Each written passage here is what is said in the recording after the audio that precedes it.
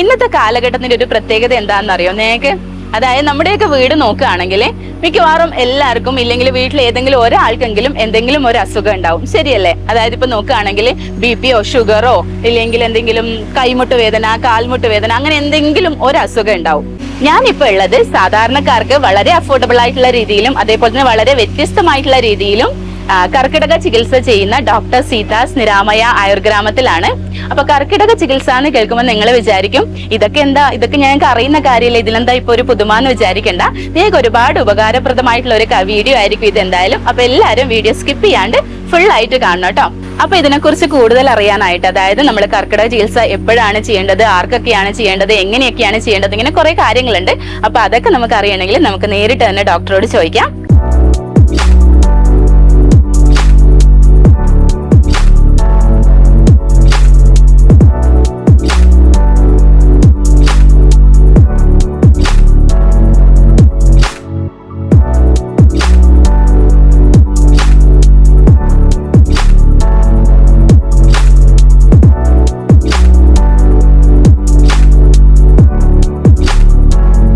Doctor, ഞാനിപ്പോ ഇവിടെ വന്നിട്ടുള്ളതെന്ന് വെച്ചാൽ ഇപ്പൊ കൂടുതലും പുറത്തുള്ള ആൾക്കാർ ഇങ്ങനെ പറഞ്ഞു കേട്ടിട്ടാണ് വന്നിട്ടുള്ളത്.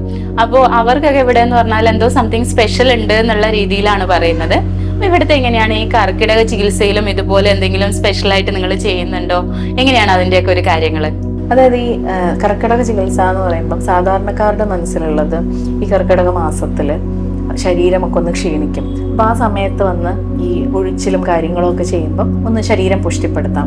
അപ്പൊ പിന്നീട് അങ്ങോട്ടേക്കുള്ള ആ ഒരു അടുത്ത ഒരു വർഷം എന്ന് പറയുന്നത് കുറച്ചുകൂടെ എനർജറ്റിക് ആയിട്ട് ഒന്ന് റീചാർജ്ഡ് ആയിട്ട് മുന്നോട്ട് പോവാം.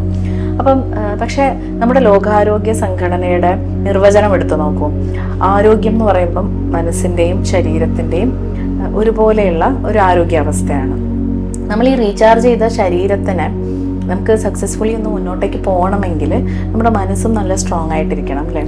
നമ്മൾ നല്ല നല്ല മണ്ണിൽ കൃഷി ചെയ്യുമ്പോഴാണ് നല്ല വിളവ് കിട്ടുക എന്ന് പറയുന്ന പോലെ നല്ല ആരോഗ്യമുള്ള ഒരു മനസ്സിൽ നമ്മൾ ഇത്തരത്തിലുള്ള പഞ്ചകർമ്മ ട്രീറ്റ്മെന്റ്സും കർക്കിടക ചികിത്സയൊക്കെ ചെയ്യുമ്പോഴാണ് നമുക്കത് കൂടുതൽ ഒരു 100% റിസൾട്ട് നമുക്ക് കിട്ടാം. അപ്പൊ ഇതിനൊക്കെ നമുക്ക് ഏറ്റവും നല്ല രീതിയിൽ നമുക്ക് ഉപയോഗപ്പെടുത്താൻ പറ്റുക എപ്പോഴും ഈ ഒരു മനസ്സിനും കൂടെ തുല്യ പ്രാധാന്യം കൊടുത്തുകൊണ്ട് ഈ ഒരു ചികിത്സ ചെയ്യുമ്പോഴാണ്. അപ്പൊ നമ്മളിവിടെ ചെയ്യുന്ന ട്രീറ്റ്മെന്റ് എന്ന് പറയുന്നത് ഒരു ആയുർവേദ സൈക്കോതെറാപ്പി ടെക്നിക് ആയിട്ടുള്ള സ്മൃതി മെഡിറ്റേഷനും അതുപോലെ പഞ്ചകർമ്മ ചികിത്സയും കൂടെ കമ്പൈൻ ചെയ്തിട്ട് ഓരോ വ്യക്തിയുടെയും അവരുടെ പ്രകൃതിയും വികൃതാവസ്ഥയും അതായത് രോഗാവസ്ഥയൊക്കെ നോക്കി ഒരു പേഴ്സണലൈസ്ഡ് ആയിട്ടുള്ള ഒരു ട്രീറ്റ്മെന്റ് ആണ് അവർക്ക് ചെയ്യുന്നത്.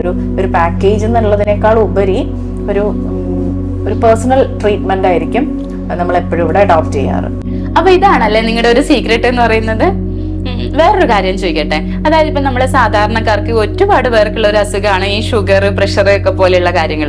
അപ്പൊ അവർക്കൊക്കെ എങ്ങനെയാണ് ഈ കർക്കിടക ചികിത്സ ചെയ്യാൻ പറ്റുമോ, അതോ ചെയ്യുന്നുണ്ടോ എന്തെങ്കിലും ദോഷമുണ്ടോ, ഗുണമുണ്ടോ, എങ്ങനെയാ അതിന്റെ ഒരു കാര്യങ്ങളൊക്കെ? രോഗികൾക്ക് തീർച്ചയായിട്ടും ഈ കർക്കിടക ചികിത്സയൊക്കെ ചെയ്യാം. അതേപോലെ lifestyle disorders, diabetes, hypertension, high പ്രഷറൊക്കെ ഉള്ള ആളുകളെ സംബന്ധിച്ചിടത്തോളം അവർക്ക് ഈ ഒരു കാലഘട്ടത്തിൽ വന്ന് ചികിത്സ എടുത്തു കഴിഞ്ഞാൽ അത് കുറച്ചും കൂടെ ആ ഒരു രോഗത്തിന്റെ കാഠിന്യം കുറയ്ക്കാനും അതുപോലെ തന്നെ അത് വഷളാവാതെ മുന്നോട്ട് കാലം കഴിയും തോറും വഷളാവുന്ന അസുഖങ്ങളാണല്ലോ അതൊക്കെ. ഈവൻ സന്ധിവേദനയാണെങ്കിൽ പോലും വഷളാവാതെ മുന്നോട്ട് പോകാനൊക്കെ വളരെ ഹെൽപ്ഫുൾ ആയിരിക്കും.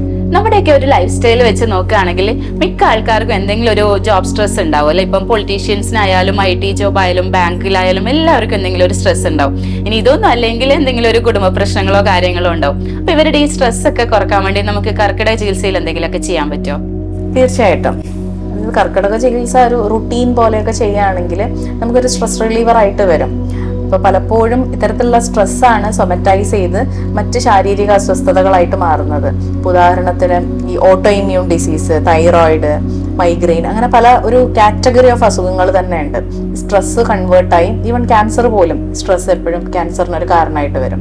നമ്മളൊന്ന് സ്ട്രെസ് റിലീവ്ഡായി മനസ്സിനെ എപ്പോഴും ഒന്ന് ഫ്രഷ് ആക്കി വെക്കുകയാണെങ്കിൽ തന്നെ വലിയ കാര്യം. അപ്പം ഇതിനെ ഒരു ചാർട്ട് ചെയ്ത് നമ്മളെ ലൈഫിൽ എപ്പോഴും ഈ ഒരു ടൈമിന് പോയിട്ട് ഒന്ന് ഫ്രഷ് ആവുക എന്ന് പറയുമ്പോൾ അത് ഓഫ് കോഴ്സ് ഗുണം ചെയ്യും. അപ്പൊ ഡോക്ടർ, എങ്ങനെയാ ഇത് ഇപ്പൊ ചെയ്യാൻ പാടില്ലാത്ത ആരെങ്കിലും അങ്ങനെ എന്തെങ്കിലും ഉണ്ടോ ഇതിന്? കർക്കിടക ചികിത്സയ്ക്ക് നമുക്ക് ഇന്ന ആൾക്കാർക്ക് മാത്രമേ ചെയ്യാൻ പാടുള്ളൂ, ഇങ്ങനെയുള്ളവർ ചെയ്യാൻ പാടില്ല, അങ്ങനെ എന്തെങ്കിലും ഉണ്ടോ? അങ്ങനെ കർക്കിടക ചികിത്സ നിഷിദ്ധമായിട്ടുള്ള ആളുകളൊന്നുമില്ല. എല്ലാവർക്കും ചെയ്യാവുന്നതേ ഉള്ളൂ. പിന്നെ ഈ കർക്കിടക കഞ്ഞിയൊക്കെ കഴിക്കുമ്പോൾ ചിലപ്പം എന്താ ചില ഓരോ നമ്മൾ മാർക്കറ്റിൽ പോയി ആളുകൾ വാങ്ങിക്കുന്നതാണല്ലോ, അപ്പോൾ ഓരോ കിറ്റിൻ്റെയും ഓരോ ഔഷധങ്ങളിലൊക്കെ വ്യത്യാസം ഉണ്ടാവാറുണ്ട്. അപ്പോൾ ഡയബറ്റിക് ആയിട്ടുള്ള ആൾക്കാരൊക്കെ ആണെങ്കിൽ ചിലപ്പോൾ ഉലുവ കൂടുതൽ ചേർത്തതൊക്കെ ആണെങ്കിൽ ഷുഗർ ഒന്ന് നന്നായിട്ട് ഹൈപ്പോഗ്ലൈസീമിയ പോലെ സിറ്റുവേഷൻ വരും. ഇപ്പോൾ ഇൻസുലിൻ എടുക്കുകയും അതേസമയം ഡയറ്റിൽ ഒരു ചേഞ്ച് വരികയൊക്കെ ചെയ്യുമ്പം പെട്ടെന്ന് ഷുഗർ താഴ്ന്നു പോകാനുള്ളൊരു സാധ്യതയുണ്ട്. അപ്പോൾ അത് നല്ലതാണ്, നമ്മളെ ഷുഗർ ഒന്ന് കൺട്രോളിൽ വരും, പക്ഷെ അത് ശ്രദ്ധിക്കണം. ഓക്കെ, അതേപോലെ ബ്ലീഡിങ് ഡിസോർഡേഴ്സിൽ, ചില ബ്ലീഡിങ് ഡിസോർഡേഴ്സിലൊക്കെ ആണെങ്കിൽ ഒന്ന് എന്താ പറയുക, ഡോക്ടറുമായിട്ട് ഒന്ന് കൺസൾട്ട് ചെയ്യുന്നത് എപ്പോഴും നല്ലതായിരിക്കും. അവർക്കൊരു നെഗറ്റീവ് ഇഫക്റ്റ് ഉണ്ടാവാതിരിക്കാൻ വേണ്ടി പറഞ്ഞു എന്നേ ഉള്ളൂ. അതേപോലെ അസിഡിറ്റി ഇഷ്യൂസ് ഉള്ള ആൾക്കാർക്ക്, ചില ആൾക്കാർക്ക് ചില മരുന്ന് കഞ്ഞികളാണെങ്കിൽ ചിലപ്പോൾ അസിഡിറ്റി കൂട്ടാൻ സാധ്യതയുണ്ട്. അപ്പോൾ അതാണെങ്കിൽ ചിലപ്പോൾ ചിലത് മാറ്റുകയും ചില മരുന്നുകൾ മാറ്റുകയും അതേപോലെ അതിൽ കൂടുതൽ തേങ്ങാപ്പാൽ ചേർത്തിട്ടൊക്കെ കഴിക്കുമ്പോൾ കഞ്ഞി അവർക്കൊന്ന് സാമ്യമായിട്ട് വരും. പിന്നെ ഗർഭിണികളെ സംബന്ധിച്ചിടത്തോളം അബോർഷൻ റിസ്ക് ഉള്ള ആളുകളാണെങ്കിൽ കഴിയുന്നതും അത്തരത്തിലുള്ള മരുന്നുകൾ ചേർത്ത് മരുന്ന് കഞ്ഞി ഒഴിവാക്കുന്നതായിരിക്കും നല്ലത്. ഇതിപ്പോ എങ്ങനെയാണ് ഈ കർക്കിടക ചികിത്സ എന്ന് പറയുന്നത്? എന്തെങ്കിലും ഏജ് ലിമിറ്റ്സ് ഉണ്ടോ നമുക്ക് ചെയ്യുന്നതിന്? അതായത് ചെറിയ കുട്ടികൾക്കൊക്കെ ചെയ്യാവോ, ഇല്ലെങ്കിൽ ഇത്ര വയസ്സ് മുതലാണ് ഇങ്ങനെ കർക്കിടക ചികിത്സ സാധാരണ ചെയ്യേണ്ടത്, അങ്ങനെ എന്തെങ്കിലും ഉണ്ടോ?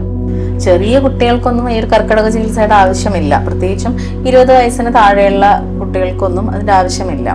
പിന്നെ നമുക്കൊരു രോഗം അനുഭവിക്കുന്ന കുട്ടികൾ, അതിപ്പം മാനസികമായിട്ടുള്ള അസ്വസ്ഥതയാവാം, ശാരീരികമായിട്ടുള്ള അസ്വസ്ഥത, ചിലപ്പം ചില ഓട്ടോ ഇമ്മ്യൂൺ ഡിസീസ്, സന്ധിവേദന, ചില സിൻഡ്രോംസ് ഒക്കെ ഉള്ള കുട്ടികളൊക്കെ കാണും. അപ്പോൾ അതിലൊക്കെ നമുക്ക് പഞ്ചകർമ്മ ചികിത്സകളും അതേപോലെ ഈ സൈക്കോതെറാപ്പിയൊക്കെ നമുക്ക് ചെയ്യാം.